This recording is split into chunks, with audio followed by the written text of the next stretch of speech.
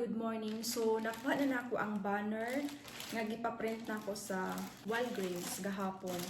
So, ako rin nagamaan nga banner sa Canva and then nagkuha lang ko mga designs adto din.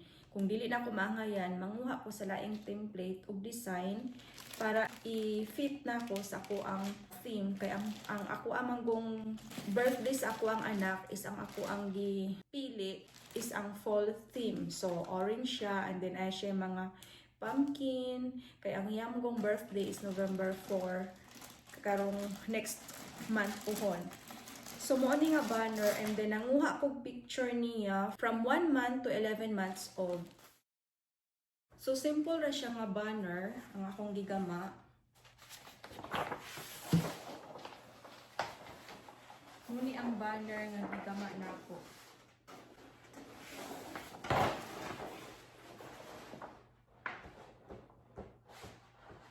Na siya yung mga pictures sa ibabaw from 1 month up to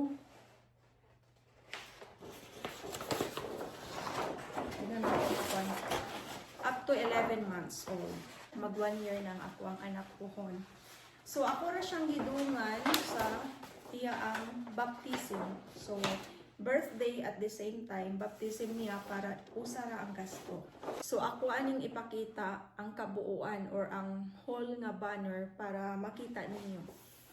So mo ni ang ako ang gigama nga banner para sa ako ang anak sa iyang first birthday at the same time sa iyang baptism. Simple lang iyang design. So na siya autumn leaves di anhi. And then na siya mga pumpkin. So since baptism pod niya, so gibutangan sab na ko ning ingon ani nga simple ra nga design. And then natunong man sab siya fall. And ang birthday sab. So akong gibutangan dani og mga regalo, cake and balloons. So mo ni ang picture sa paggawas na mo sa ospital. And then pumpkin, and then mo niyang picture sa 1 month old, 2 months, 3 months, 4 months, 5 months, 6 months, 7 months, 8, 9 months, 10 months, and 11 months. Muna siya nga mga picture niya sa every month niya.